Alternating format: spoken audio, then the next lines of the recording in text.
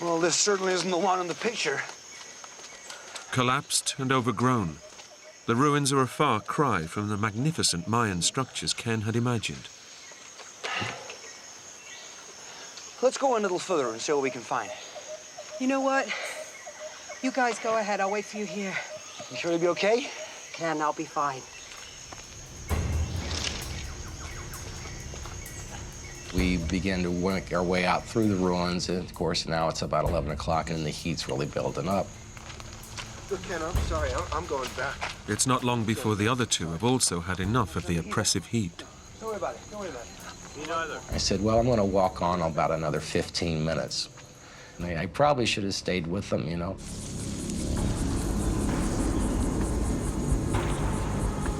Located in the center of the island, the ruins are surrounded by hundreds of kilometers of thick, impenetrable jungle.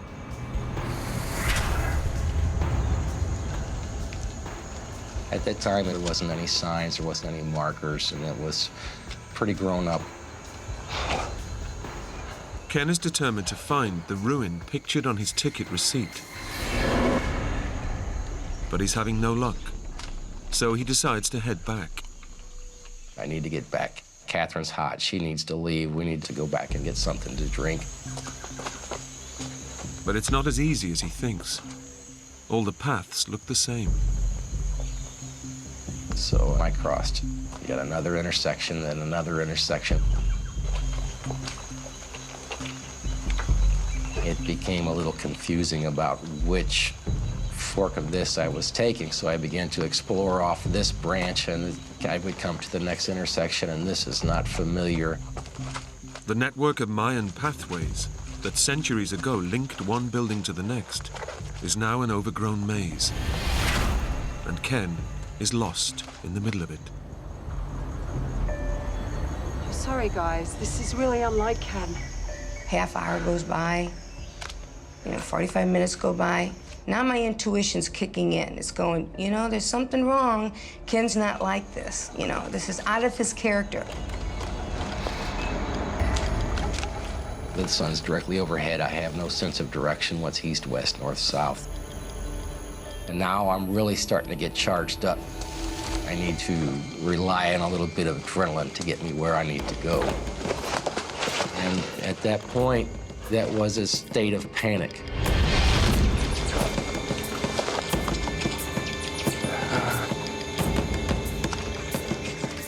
Then all of a sudden, an hour goes by, an hour and a half, and I said, that's it. There's something wrong here.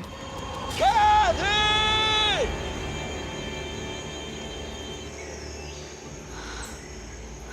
We don't hear him. So I said, let's go back to the entrance. Maybe he's waiting for us back there. What was that? Then I heard this real faint call. That's Ken.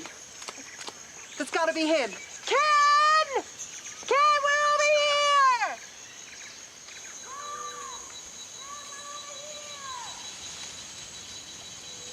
Kathy! And I said, you guys hear that? And they said, no, what? And I said, just listen. Let's just sit here for a minute. Just listen. So we all listened. And then all of a sudden, we heard that call. I said, see, did you hear that? Yeah, I did. Call back. I know that's Ken. He's lost. I heard him call back.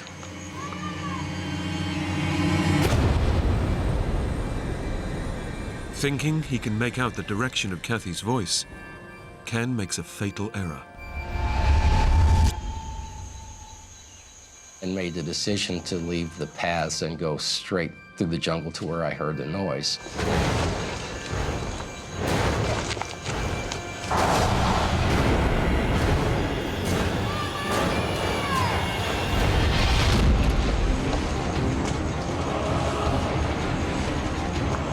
Ken thinks he's heading straight for Kathy.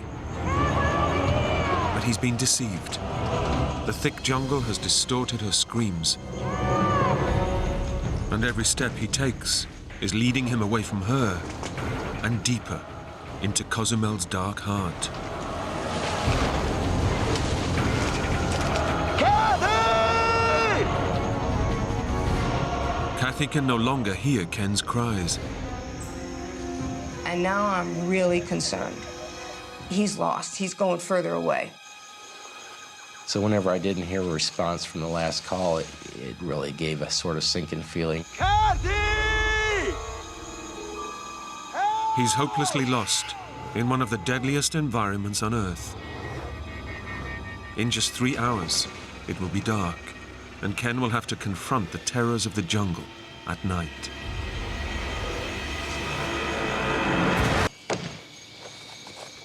Ken now faces a second night alone.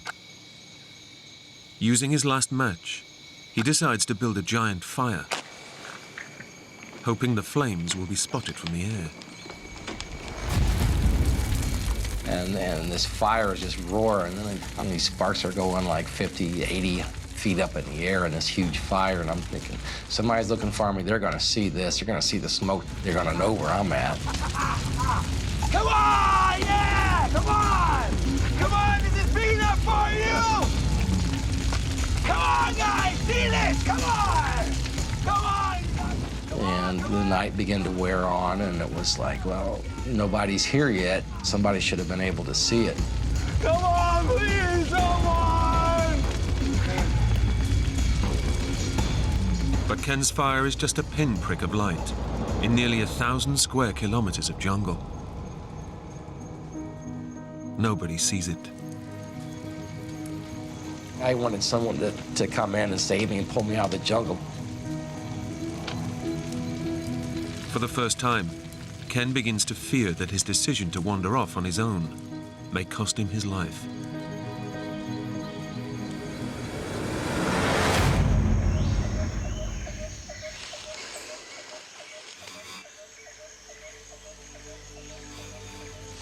I'm from Missouri, the middle of the United States. I couldn't be further away from where I was grown and was raised, and everything is unfamiliar to me here.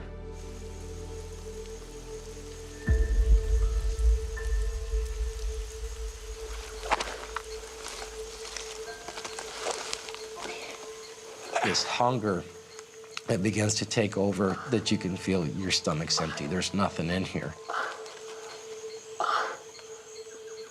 He's past the point of caring where the food comes from or what it might do to him. I found this gourd that was about the size of a cantaloupe that grew in a tree. And I took a taste of it.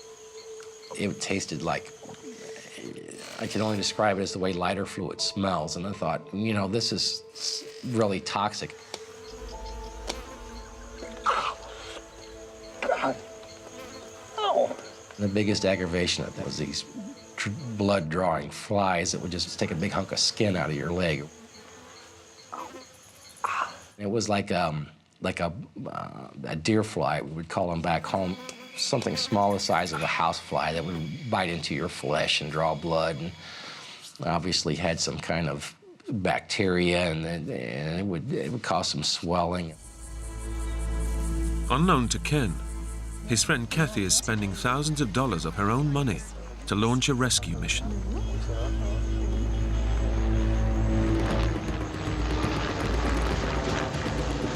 I never experienced anything like this. I mean, I love this man. He's my best friend, and I can't even imagine what it would be like if he died. Finding anyone hidden under a canopy of leaves spanning hundreds of kilometers would be almost impossible.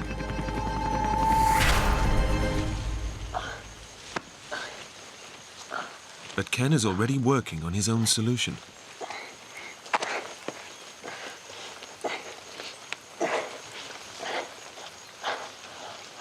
And I climb up this tree and start looking around, and I see nothing but jungle.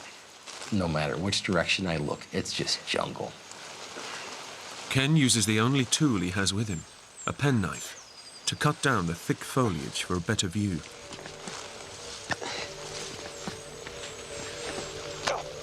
Damn it!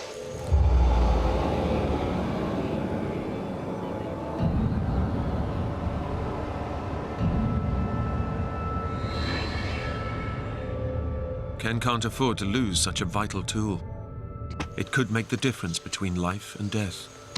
I went all the way down, about 30, 40 feet down the tree with my eyes exactly on it.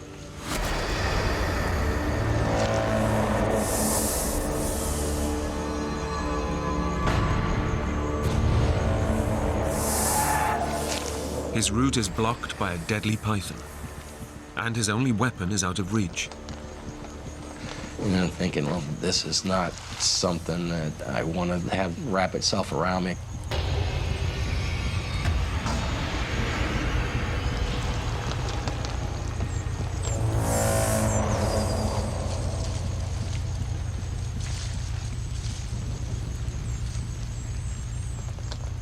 Ken must find the knife.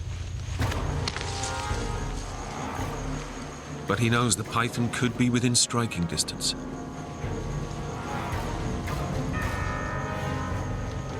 And I could not find the knife. I looked around in the leaves, couldn't find it. And something else is lurking in the jungle. I can hear this noise. It was really heavy. I could hear sticks breaking. Kept getting louder and louder.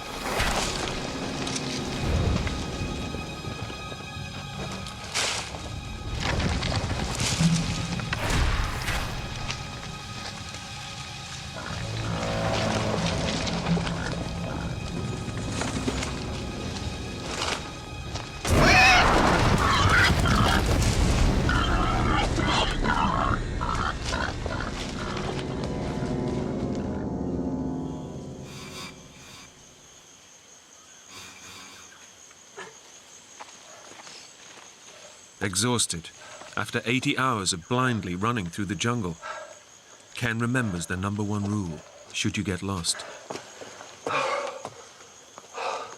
You know, they always say the best thing to do is stay put. Just stay put, somebody will find you.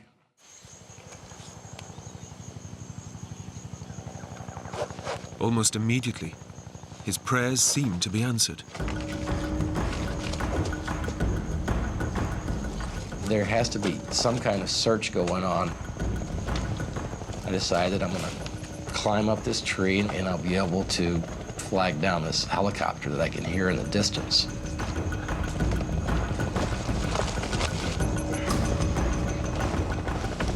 I'm gonna wave them down with this flag. They'll for sure be able to see me.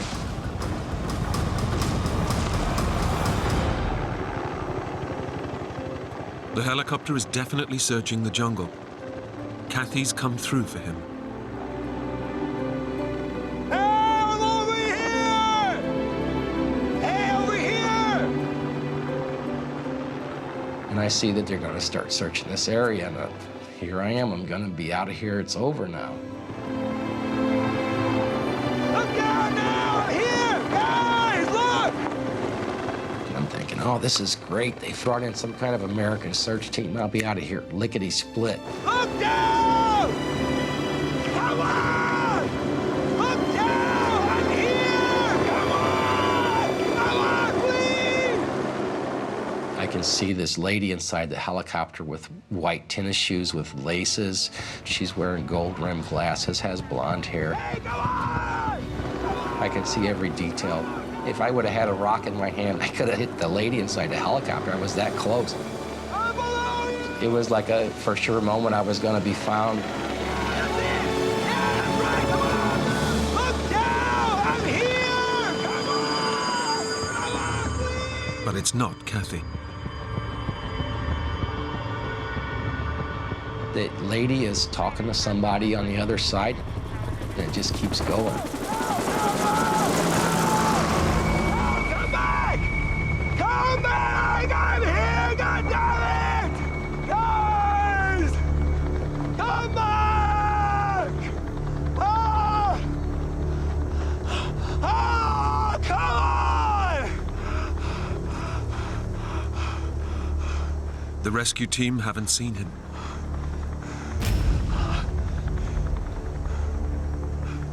I'm reliving this in my mind over and over again. I just can't believe this just happened. It was just devastating.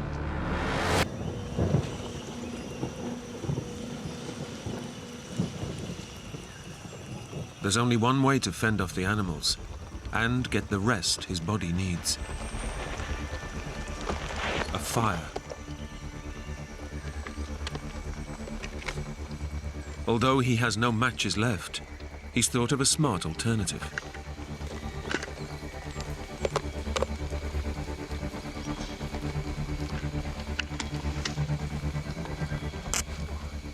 I shorted the positive and the negative battery terminals in an attempt to start a fire.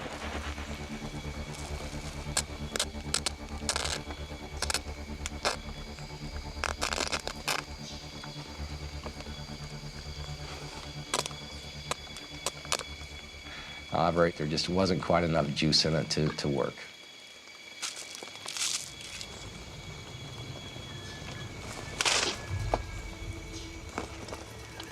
There's one last hope. I decided I'm going to try to build a fire using my shoelaces. Friction is the most ancient way of lighting a fire. With patience, it should generate enough heat to start a small flame. That went on for 3 hours, 4 hours. It would just get hot enough to smoke a little bit and stop, but everything there was so wet that the fire just wouldn't start.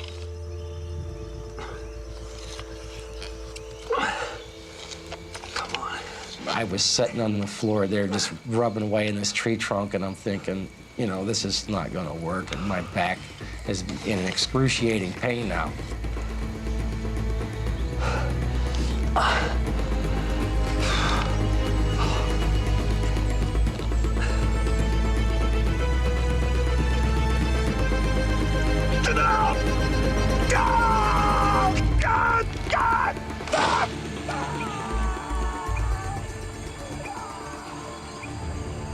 Everything Ken has tried has failed. He's losing the battle. The jungle has started to claim his body. Now, it will claim his mind.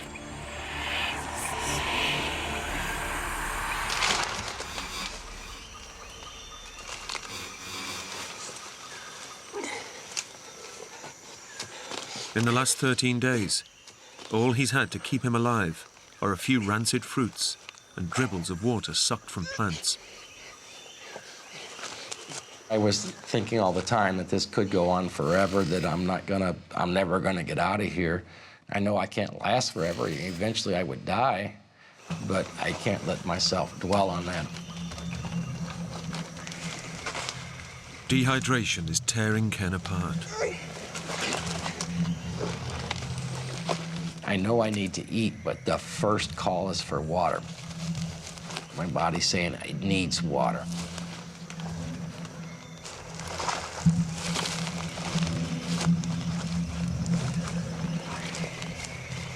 He's so desperate, he's forced to drink stagnant, dirty water.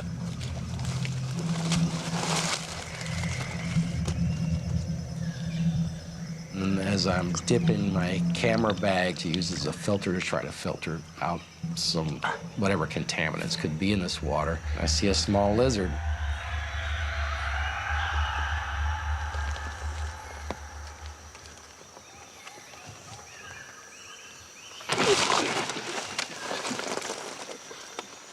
And this little lizard's about 4 inches long. I could just swallow it whole. I started to swallow him whole, and then he got stuck in my throat because it was still alive. So then I killed him.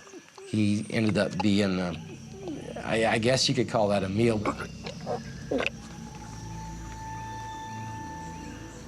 Desperation is pushing Ken to a place he's never gone before. Fantasy and reality are starting to blur. I began to build these elaborate scenarios about what was going to happen when I walked out of here.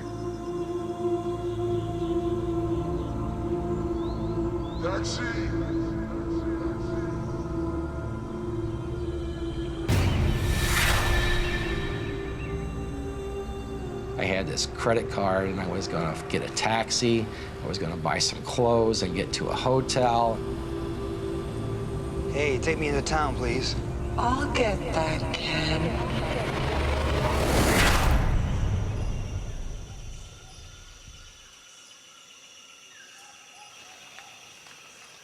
And it isn't just Ken's mind that is unraveling. His body is falling apart too. It was mostly my legs that were cut up from going through the brush. Those sores on my ankles weren't healing. I was beginning to be very concerned about if they were going to get infected or not. I found out that I've got these scabs on the upper part of my leg that are beginning to heal because they're dry. So I began to take some of the dry scabs and use them as Band-Aids to patch some of the wounds around my ankle. It was kind of like a Band-Aid.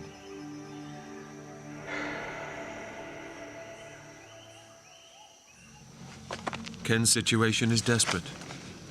Lost, alone and weak. He's being pushed to the edge of sanity.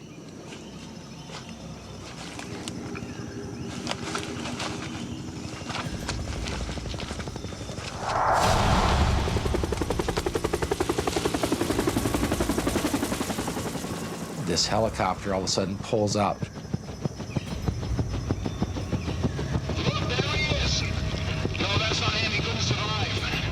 There's some kind of loudspeaker in there, and I can hear what they're saying. Mr. Wilson, you're a truly amazing man. But we regret that we must inform your mother. She may not see you again. This is not right at all. There is something wrong here. And I started to hear the national anthem from the United States.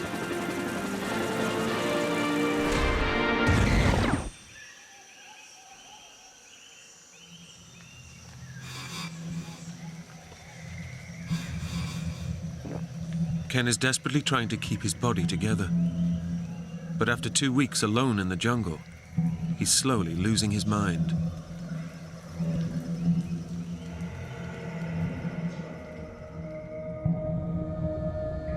I'm calling room service, I'm filling up the bathtub, and from there on, I don't care what happens, but that's gonna be my fantasy.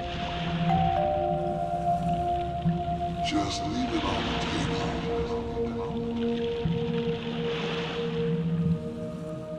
He's increasingly drifting off into a dream world, from which he might never wake up. It was just so many weird things that, and I'm beginning to wonder if it's something within my own mind that is keeping me here.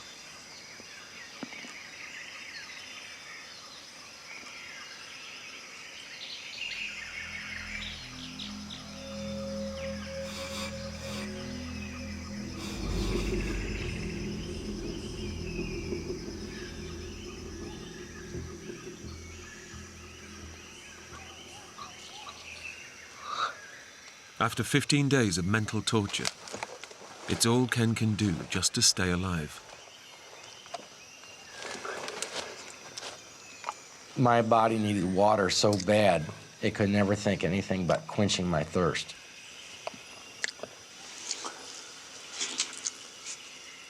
It's a very strange feeling, this stress from not being able to drink, not being able to eat, not being able to find your way out. Ken no longer worries about being rescued. Instead, he spends his time catching flies that bite him and feeding them to ants. And from the stress, there was some sort of relief by watching ants eat these flies. It was a revenge. But, like the flies, Ken is now part of the jungle's food chain, and his own dying body will soon be its next meal. The vultures, I began to see 2 or 3, then there was 4 or 5. The next day there might have been 5 or 6. I began to use the vultures as a way to try to signal somebody. And I would kind of lay down and twitch a little bit to act like I was something that was dying to try to get the vulture's attention, to get them attracted to, and that was a way to signal somebody by air, because I had no other means to do so. But it just didn't work out like that. It was another disappointment. I realized I was gonna die there. Entire days pass by. Instead of trying to find a way out of the jungle, Ken's becoming part of it. Now my clothes are nothing but shreds. I haven't shaved in 2 or 3 weeks. You know, I'm matted with dirt. I have no shoelaces. Ken is still only alive thanks to occasional mouthfuls of stagnant water. He's physically and mentally broken.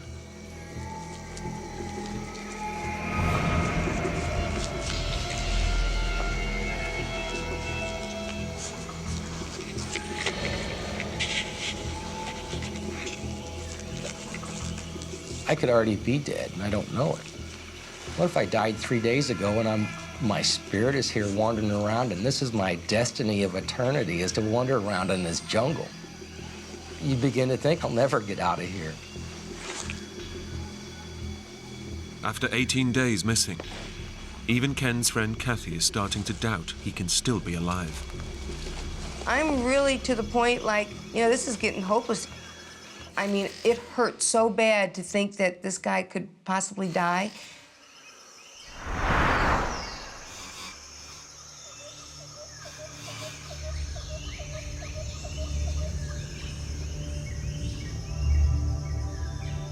I just laid down and I dozed off a little bit. In a few minutes, I woke up and there was a woman standing there holding a baby.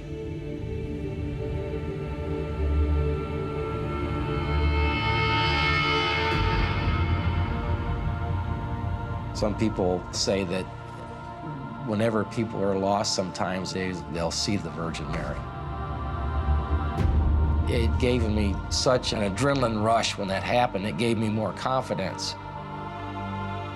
I'm gonna walk out of here. I'm gonna walk out of here. I kept visualizing that in my mind over and over and over again. I wasn't gonna sit down and die. I was gonna keep walking until I died. And if I couldn't walk anymore, I was gonna crawl until I got out of the jungle.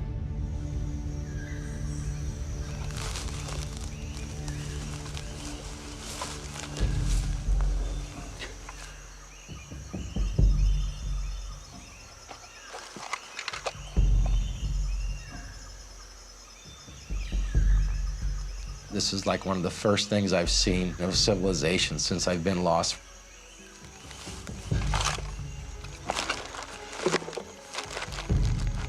Say I was hallucinating, maybe I could have been, but it seemed all way too realistic.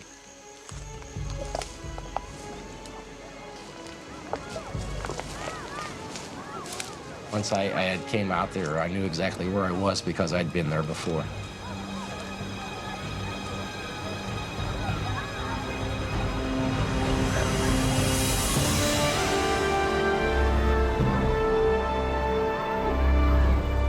Right at the beach in Cozumel, the north end of the island. I was ecstatic. I'm not lost anymore. I made it out alive.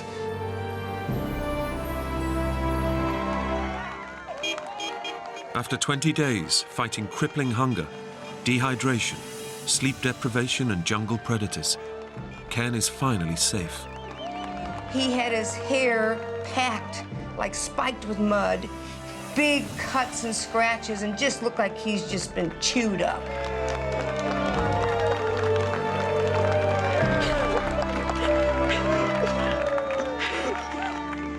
I felt really bad because she started bawling, and that made me start bawling. The tears were just rolling. We just couldn't let go for 10 minutes. I mean, we were just so thankful he was alive. It really brought us really close.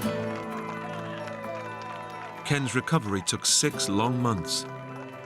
To help cope with the ordeal, he returned to his greatest love, scuba diving. The experience changed the way that I think. The fact is, within 10 seconds, any of us could be gone. So I decided I should be more kind to other people. I should be more generous with what I have. I'm just happy.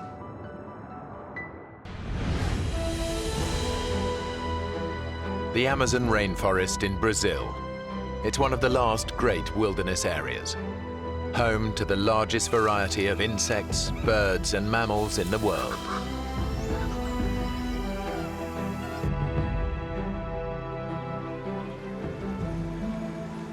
For Dave Boyer and Crystal Ramsey, it's the trip of a lifetime. Can you believe it? We're actually here in the Amazon. Hey, you know when I make a promise, I keep it. It's the realization of a dream they shared 2 years ago when they were a couple. Crystal and I dated for about 3 years, and really were the closest you could possibly be. One day we were talking about our passions, and I asked her the question, if you could go any one place in the world, where would that be? And the Amazon was #1 for both of us. Dave and Crystal aren't together anymore, but they are still close friends. There was no one I would have rather gone with than him. Dave knows that Crystal has had a long-standing struggle with depression. In school where I met Dave, I had a very bad time with depression. Dave thinks this trip will be good for her, but he's also nursing a secret hope that it might just reignite their romance. She was the love of my life. I still envisioned spending the rest of my life with her.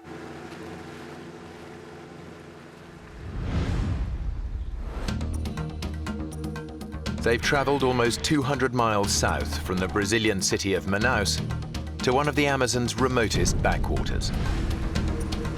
They plan to spend 2 months exploring the region. Their base, a small lodge in the heart of the rainforest. Around it is a network of clearly marked forest trails. Dave and Crystal spend their first 2 days checking out the shorter ones. Then they decide they're ready to take on the longest. It's known as the White Trail, and it stretches 3 miles deep into virgin rainforest.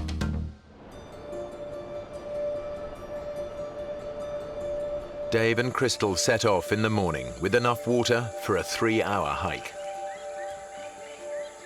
We left just before 10 o'clock and expected to be back in time for a late lunch. They've spent 2 years reading up on the rainforest, but nothing prepares them for the real thing. As soon as we went in, we started to see more than we had ever seen before, such as bats and different kind of bugs than we had ever seen, and it was a fantastic morning. I was really excited. Dave, look. We had tunnel vision. We were focused on one thing, and that was exploring and seeing the rainforest. We were oblivious to any dangers that were involved. They are so absorbed by the sights and sounds of the forest, they don't notice that they've stepped off the marked trail. Our awareness was elsewhere. It was on the trees, on the animals, on the sounds. They are now following paths made by animals. For the first time, they realize they're no longer on the trail. That's when I didn't know what to do. I was really worried. Let's see the map. I think I forgot the map at the lodge. I had left the map sitting on the dresser in our cabin. Dave. Look, I can remember it. I can. The map Dave left behind was a hand-drawn sketch of the area. He clearly remembers it showing the lodge at the bottom, which would normally indicate that it lies to their south. But the map isn't laid out in the usual way. To get back to the lodge, they actually need to head north. If we head south, that should take us back. You're sure? I'm sure. I'm sure. Okay. Come on, let's go.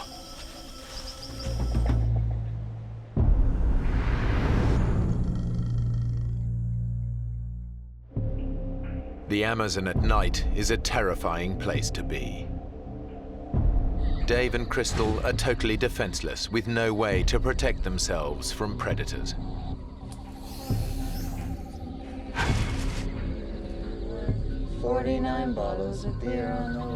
We weren't going to try to sleep at all. We were going to stay up, and that way if something stumbled upon us, we would be ready. 49 bottles of beer. Take one.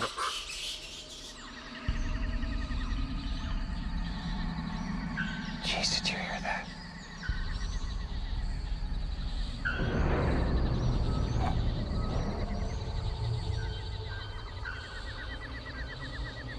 is there something out there?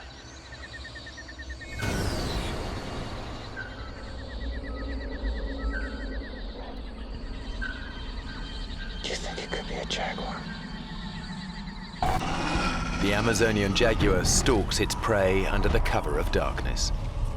It can kill with a single crushing bite to the head.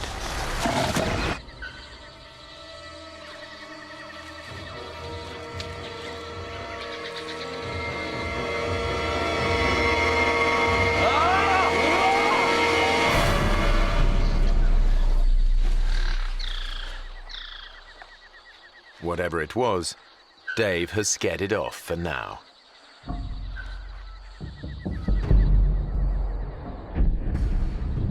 They spend a sleepless night, alert to every tiny sound.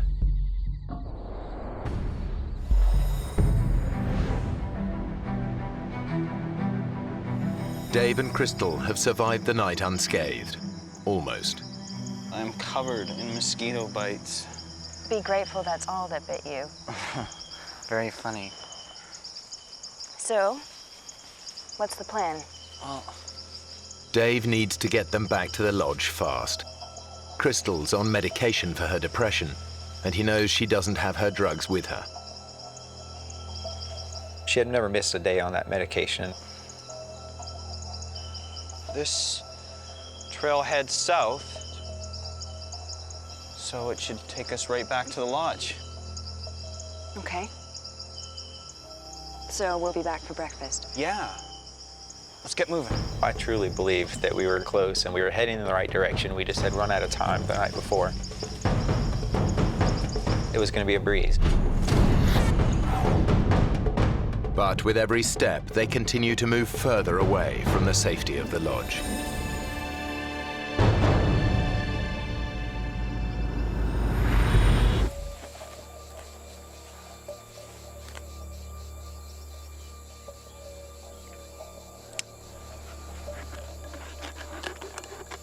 Give me that. My plan was to use my sports bra as a filter. Okay. Now I want you to pour that through the top here. Crystal's bra could actually filter out a number of nasty parasites. But it won't get rid of smaller microorganisms that could make them dangerously ill. Okay. Bottoms up.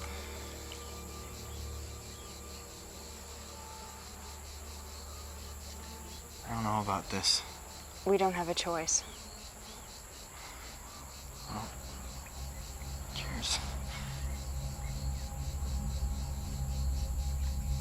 I took a small sip and kind of let it sit in my mouth for a second to taste it. Tastes okay.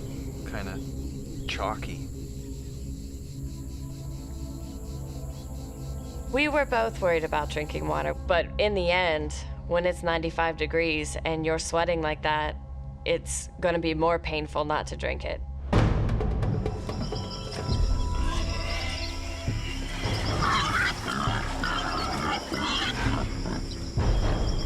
What is it? I don't know. Jaguar? No, there's more than one.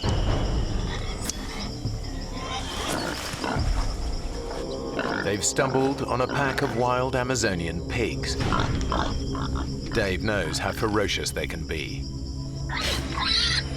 The locals have said that they're really the most dangerous thing to encounter in the forest other than a snake. They're aggressive. If wild boars got a hold of you, it'd probably knock you to the ground quickly, and then you would have several animals on top of you biting and really just eating and going to work. The way to avoid any confrontation is to let them know that you are different, that you are not something that's in their normal habitat.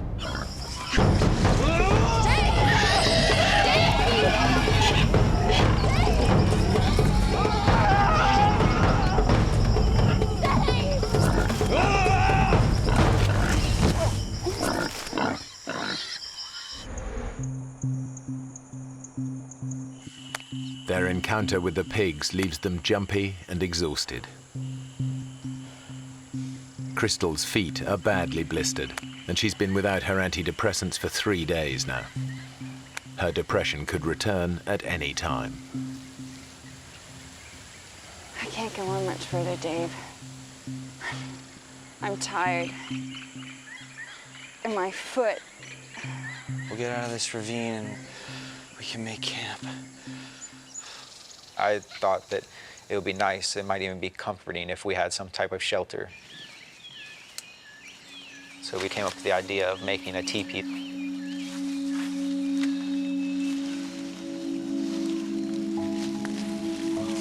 Excellent. Yeah. It was drawing us closer together. She told me that if I was as I was while we were lost, if we had always had that relationship in that past year, that we would still be together, that she saw all the things that she had fallen in love with in the first place. It looks good. We were trying to get our minds off of what we were going through, and we got even closer. My feelings had not changed since the day I met her. I was still in love with her. I still wanted her to be in my life and with me forever.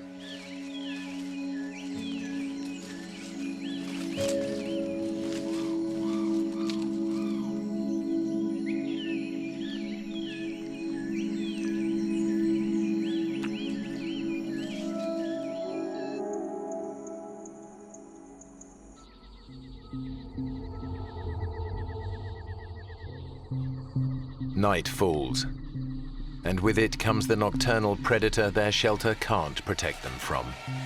Mosquitoes. Thousands of them. The worst of it was the sounds. It's just this loud buzzing throughout the night, and you feel like they're everywhere. They would give me mosquito bites on my eyelids if I had my eyes closed, or on my forehead that were just driving me insane. Sleep was increasingly becoming more and more of an issue, and I knew that eventually I'm going to have sleep. I can't go multiple days without sleep. It's going to drive me insane. In a bid to escape the mosquito onslaught, they come up with a bizarre plan.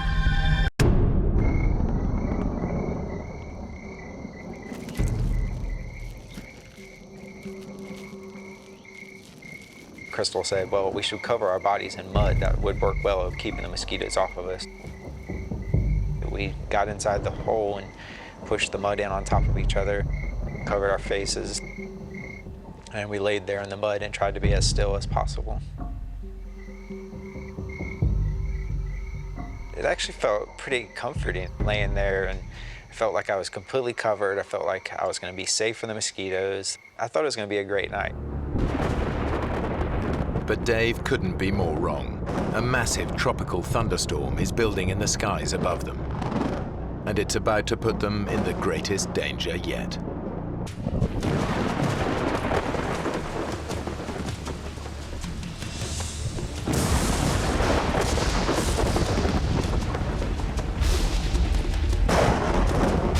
Within a few minutes, we were forced out of our hole. We would have drowned there. They've never experienced anything like it.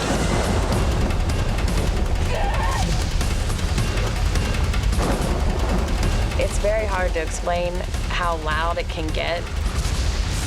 You can't even talk to someone who's right next to you by screaming. That's the only way I can describe how loud it was. They are soaked within seconds. It was the coldest I had ever been. Couldn't stop. My body was just going into convulsions and shaking, and my teeth were chattering. Any hope of sleep is gone. Then, just when they think things couldn't get any worse,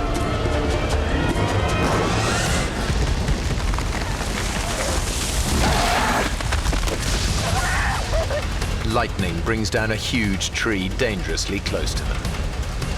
If it had landed on us, we surely would have died in that. The storm has shaken Crystal to the core.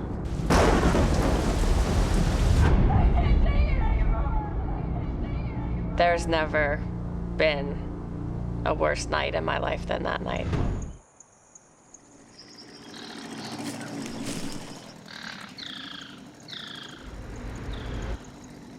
Then, After days of hearing nothing but the sounds of the rainforest.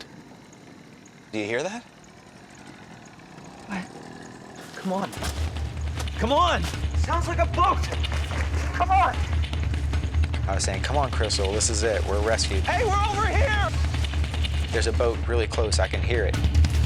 We're over here! This is over. Hey! Like, just so happy, cheering to each other. Yeah, here! Hey!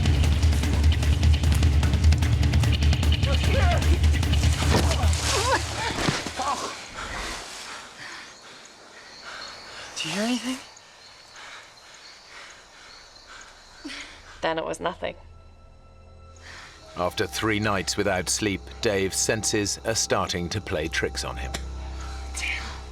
The sound in the jungle can't be trusted.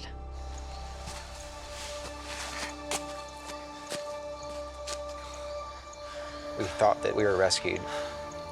To have that taken away from us and our hopes just ripped from our hearts, it just killed us.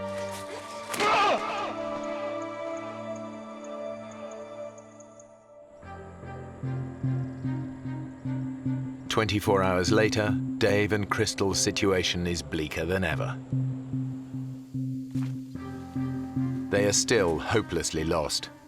And as their 5th night approaches, it's Dave who's struggling. Drained by lack of sleep and the effort of keeping Crystal going, he desperately needs rest.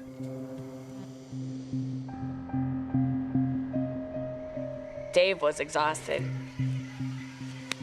I was very worried about him, but there was nothing I could do to make him sleep. Damn it. There was no way I could help him.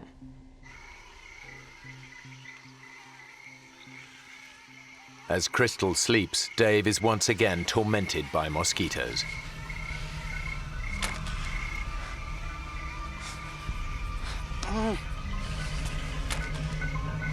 I could not get a grip. I could not get control of what I really needed, and that was to get to sleep. In his totally exhausted state, the insects soon become an obsession. The only way to get me through that night was to find a way to keep moving, keep myself occupied. I would go through this pattern of swatting the mosquitoes on my arm, swatting them on my back and my neck, and I'd start counting these cycles. I became obsessed with time.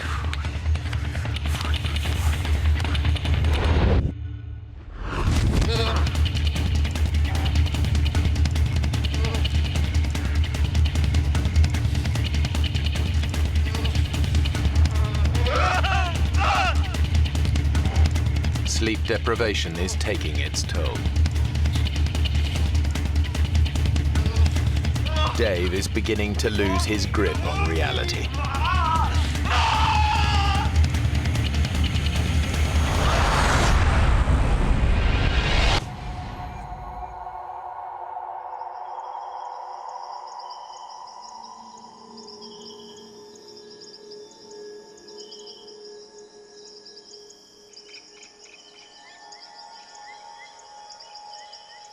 I felt like I had lost this battle between me and the mosquitoes, between me and the night, between me and any sleep that I might get.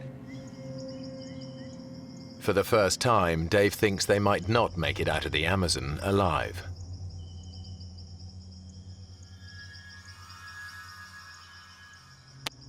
A horsefly came and bit me. I reached down and picked up the horsefly.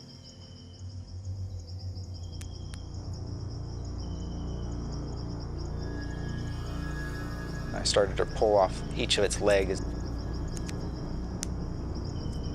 I was just fascinated by it.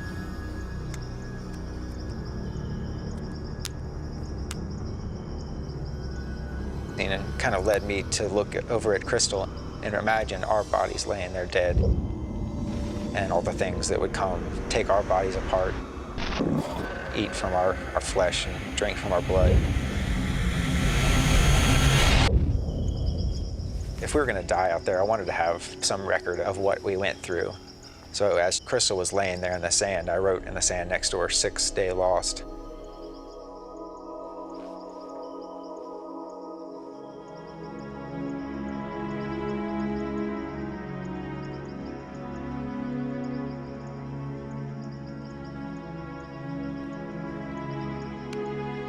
wanted to document it as well as I could, so I'd snap that picture, hoping that one day somebody would find our bones and our camera and see that we had been there on the 6th day.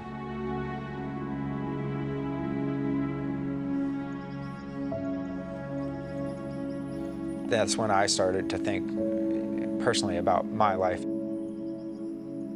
I did not have a close relationship with my family. I had never told my mother that I loved her. I had never told my family how much they meant to me.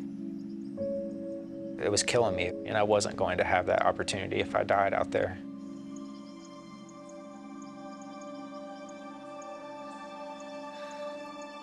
That thought gives Dave the resolve he needs to keep going.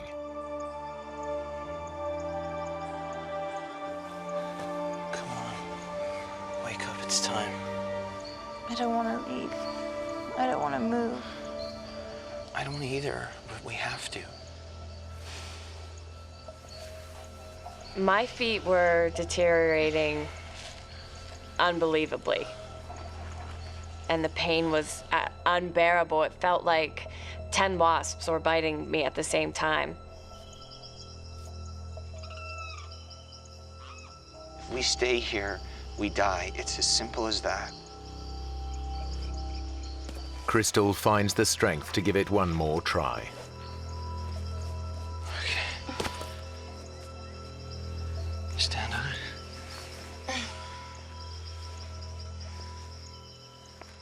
It's my girl.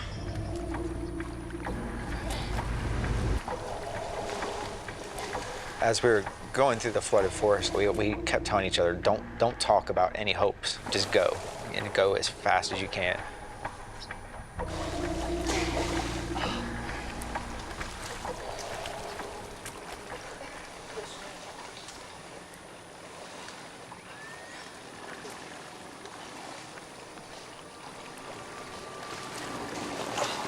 Dave, look! I thought to myself, I've got to be hallucinating. I said, David, am I really seeing that? You know, is that really real? And he said it was. Hey! Hey! Hey! Hey! He didn't wave back at us. It seemed like he was miles away. We immediately just started screaming, help, help, help, help me, please.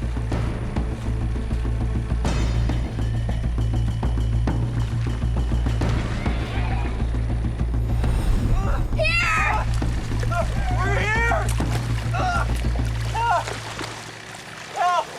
And he didn't respond. Help!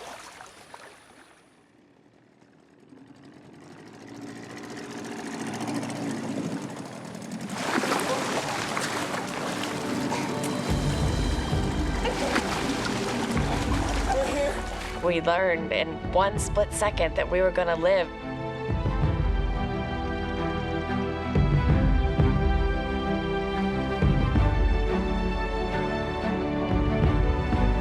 I was screaming and crying and just definitely the best moment I've ever had in my life.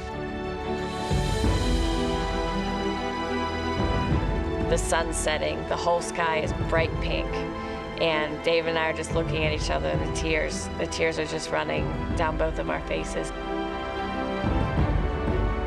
And inexplainable joy, and we just looked at each other and looked up at the sky, essentially, and we're just so thankful to be alive. Dave and Crystal are incredibly lucky. Their rescuer chanced on them in a waterway that local boats hardly ever use. They find out later that search parties spent 4 days looking for them. But they never even came close to the remote spot where Dave and Crystal ended up.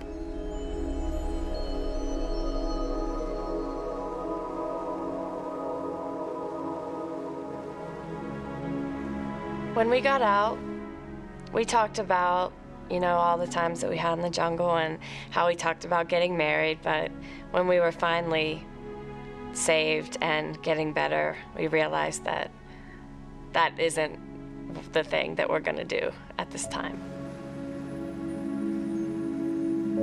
In the forest, we kind of had said, if we get out of this, we're going to live the rest of our lives together. And when the reality of being out was there, she did not feel that way. That was not what she wanted. And that was a bit of a disappointment to me. And that continued to be a disappointment for quite some time.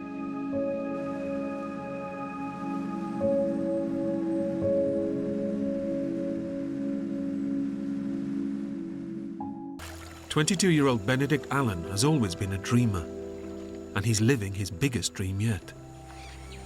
He's following in his father's footsteps and becoming an adventurer.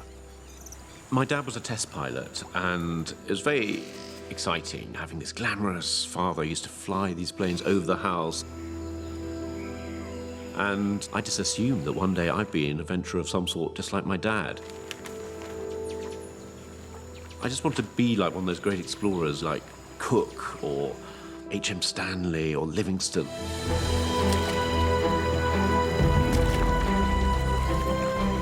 And for his first expedition, Benedict has come to the greatest wilderness on Earth, the mighty Amazon rainforest. As a child, I read in my books about El Dorado, which was this mythical land of gold. But no one found El Dorado, and I thought one day that would be my destiny.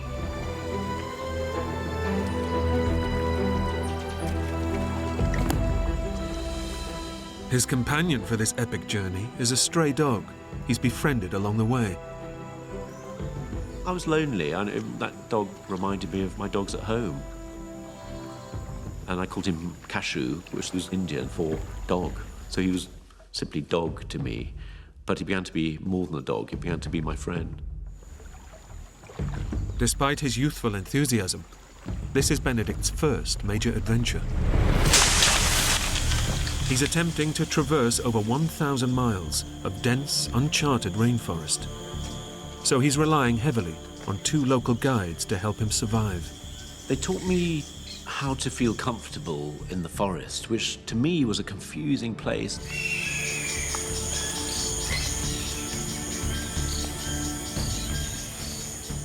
They began to show me what I could eat and what I had to avoid, how to hunt. I was utterly dependent on these 2 men and their extraordinary library of knowledge, because I knew nothing, absolutely nothing.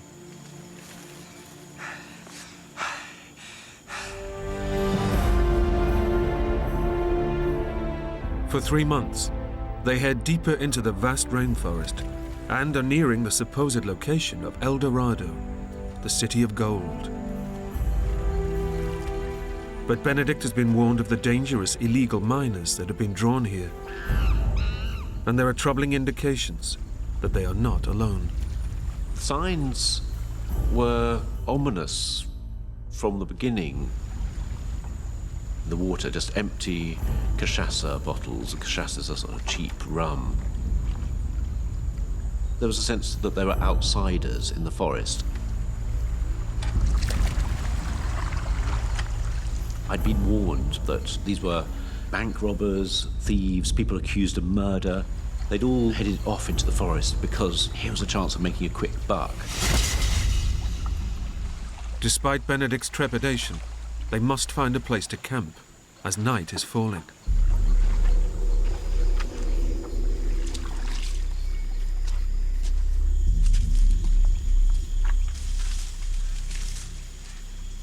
We went off through the trees, and suddenly we stumbled across this small settlement.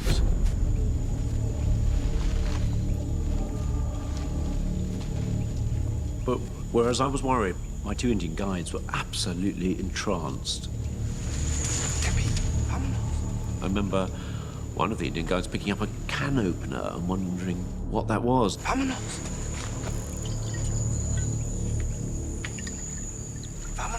Suddenly, this character, Mendez, arrived.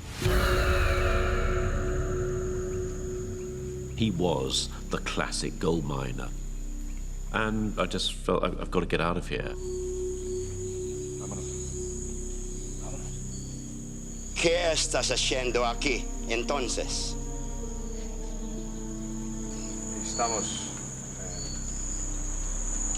Estamos buscando El Dorado. ¿El Dorado? Estamos viajando al sur por la boca del Amazon. No, mi amigo. Si viajas para allá, muy peligroso. Los rápidos están bloqueados, pero puede ayudarte. Mendes said to me, look, I'll be your guide. I'll take you down the river towards El Dorado. Furthermore, I know a track. You'll be able to walk from the river to the outside world. ¿Está bien? Divertimos. And I thought, well, maybe I've misjudged this gold miner. Maybe he isn't that bad. But I thought I should go along with this plan. I'll be heading in the right direction at least. Bien.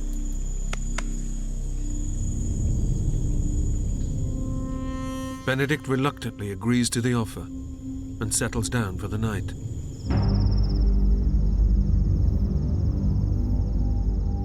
But as the night wears on, he has a growing sense that all is not what it seems. That night, I woke up in my hammock feeling that something was wrong. Just an uneasy feeling, and I remember thinking, I've got to check on things.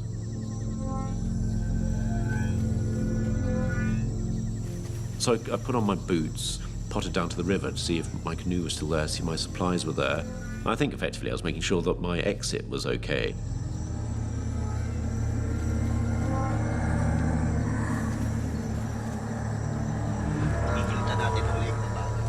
And I heard this conversation going on between Eduardo and Mendes, and they were discussing me. They were saying, why don't we go and slit his throat right now? Porque no rajamos la garganta ahora. Los indios que tendrán problemas si lo matamos. No. A ellos le dan igual. I had a rising sense of fear, and adrenaline began thumping in my ears. Venga, lo hacemos ahora. ¿Quién va a ser? No lo haré cuando está durmiendo. And I realized I'm just going to be killed. These are my last moments alive. I just thought, go, I have to run, get out of here. Gathered my hammock together, my mosquito net, ran to the canoe.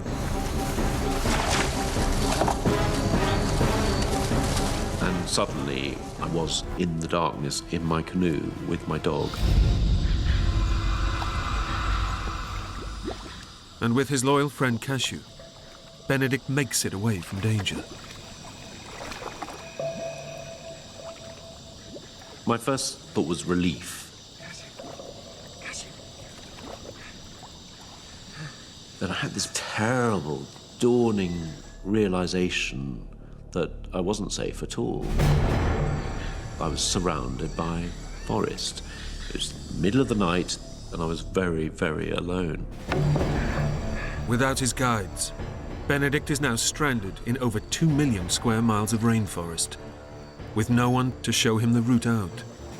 I really was not at the end of a nightmare, but at the beginning of one. Cashew. Let's get out of here, boy. I paddled upriver for maybe an hour, and I thought, I'll just calm down, I'll just pull into the side.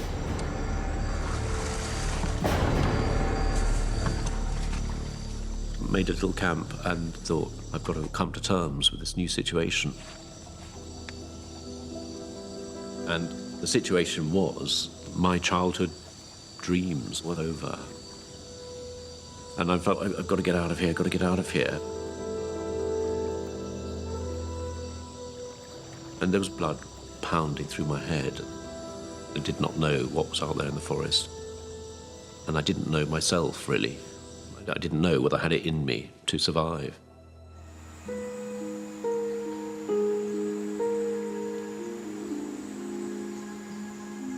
The big question mark was how long I could keep on going. And it wasn't that I was running out of food, I was just running out of belief in myself.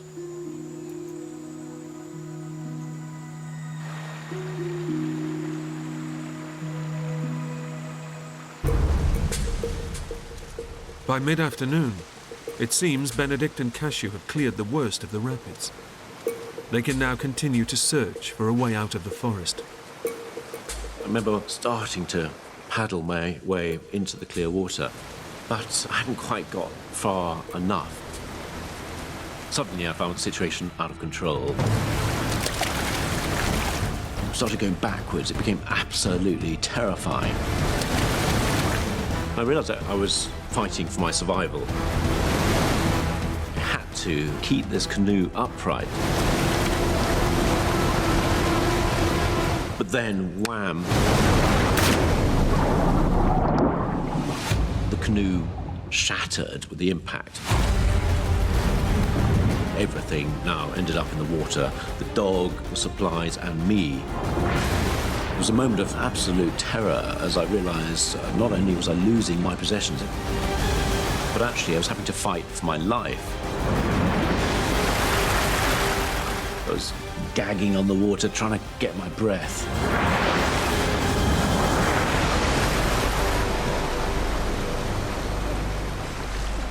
Finally got some purchase and waded my way towards the riverbank.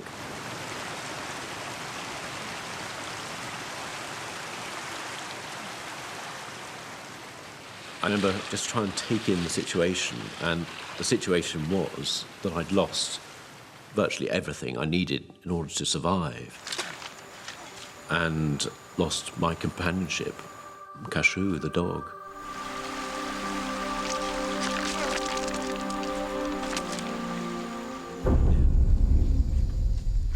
For hours, Benedict fights his way through the jungle. But as night falls, he can go no further. And when the sun goes down, the searing temperatures plummet. So he makes a shelter, using a technique he learned from his guides.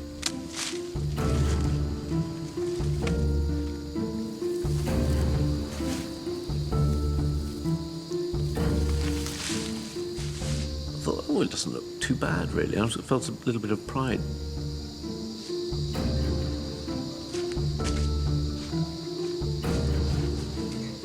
And then lay down and realised that I was wet.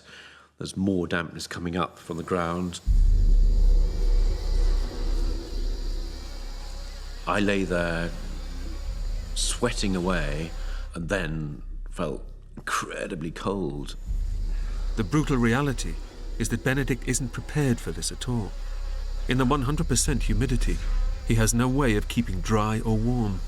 And with his mosquito net gone, no way to protect himself against the deadly disease he fears the most, malaria.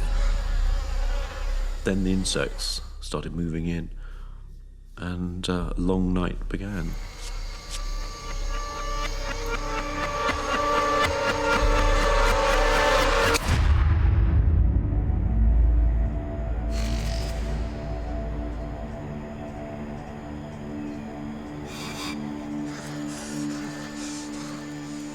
I was feeling absolutely terrible, wrung out, because I'd been awake all night with the insects.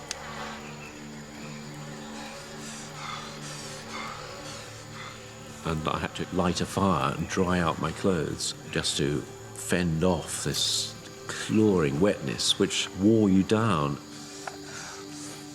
I felt very burdened by the forest.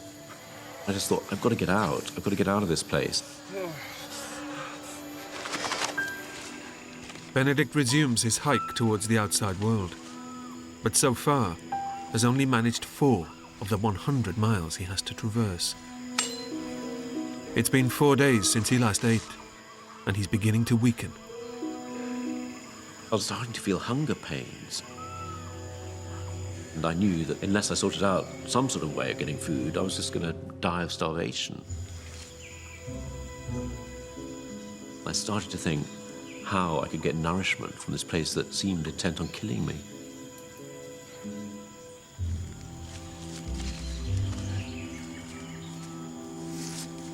So I thought, okay, I've got to settle myself down and build a few traps. And Benedict knows that if you want to trap an animal, you have to find its trail. Make 2 parallel lines of sticks that you jab into the forest floor, and you funnel the mouse along. And there's a little bit of bait that you put at the end, and it triggers a mechanism, and boom, a log comes down and flattens the mouse, and you get this flat rodent for your supper.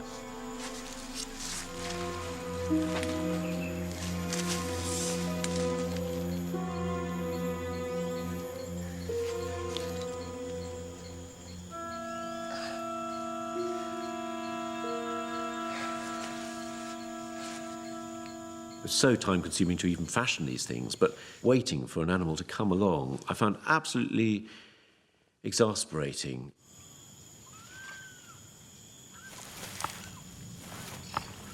I thought, I'm totally incompetent here. I don't belong in the forest, and furthermore, the forest seems to know it. It's almost like I'd been found out.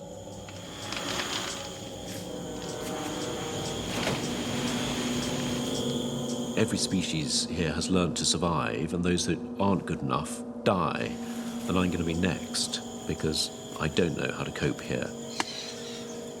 I can't even make a simple trap.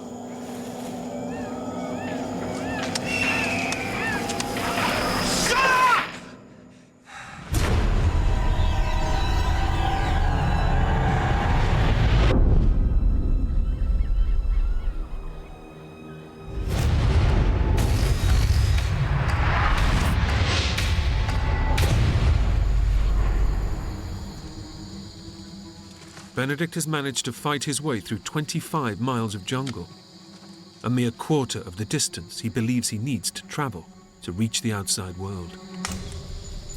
The only food he's eaten are the tips of ferns, but it's not enough, and he's beginning to experience the first effects of starvation. My hunger was really bad. I felt weak. I was doing less and less miles every day and feeling more and more confused. And weakened by hunger, his body is becoming too frail to withstand the jungle's constant onslaught. Insects were more of a problem, and so were the bites. Some of them were starting to fester and weep. All of this was sort of visible evidence that I was being attacked.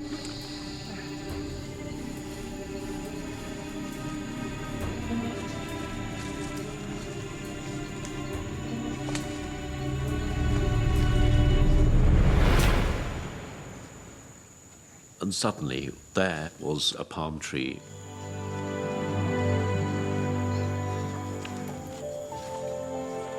It was a Marija palm.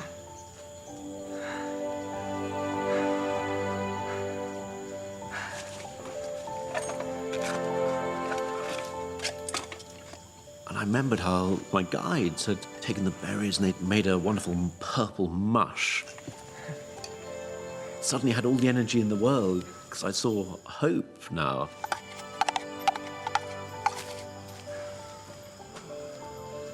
I drank down this wonderful, nutritious liquid. God, it felt so good to have my stomach full.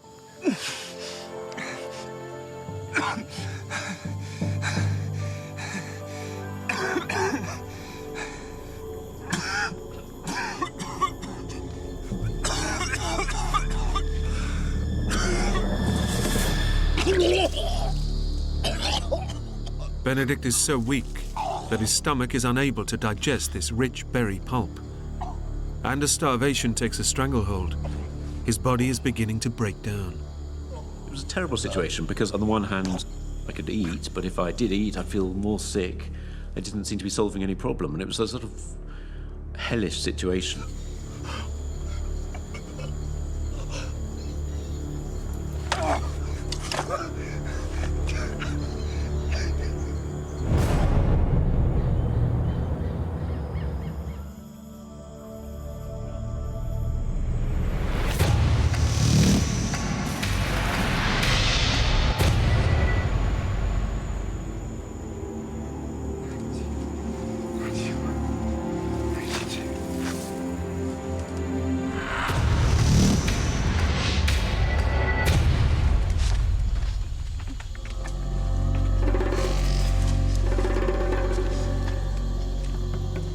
When I thought it couldn't get any worse, it did get worse. I lay on the forest floor, racked by pain.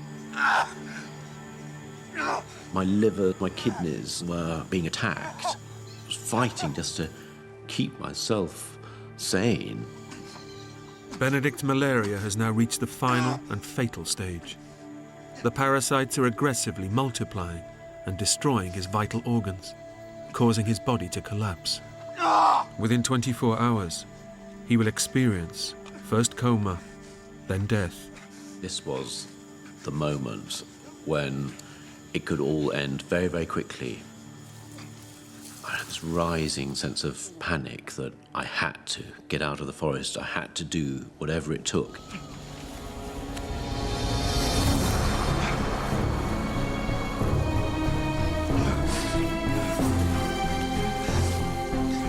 Whatever happened, I had to keep moving. Keep on putting one foot in front of the other. I kept on going, making pitiful progress, and sometimes no progress at all. I couldn't even think straight. I couldn't even see my compass. At that moment, I suddenly thought, well, I'm just never going to get out of here. It was just too big to fight, and I was losing that fight.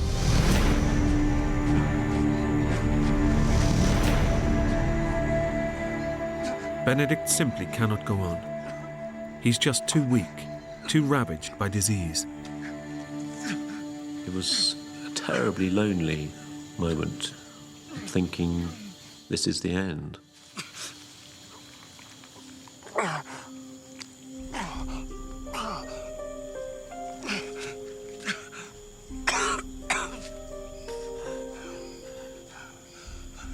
And suddenly, amongst all this despair, this confusion, this feeling of being trapped in this prison, a sight that will always stay with me.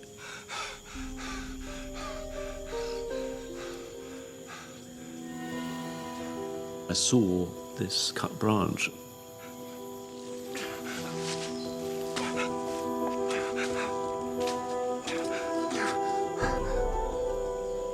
The cut itself was blackened, so it had been cut some time ago, but had been cut by a human.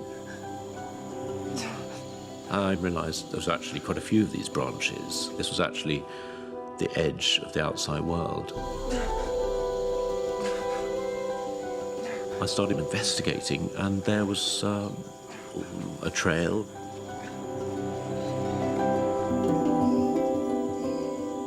And then the extraordinary thing of just seeing daylight, and it's still emotional to me, just this reconnection with the outside world.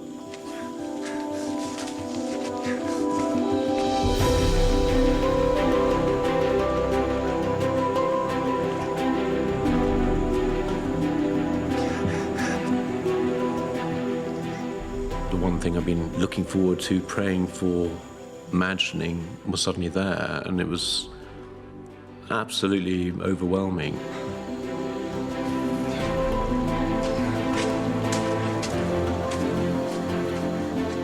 And I found myself in the back of a garden.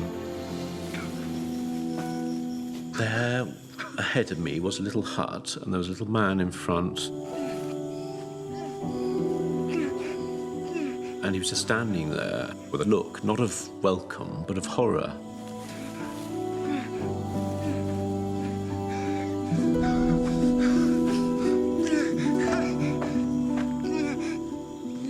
And that was my last memory.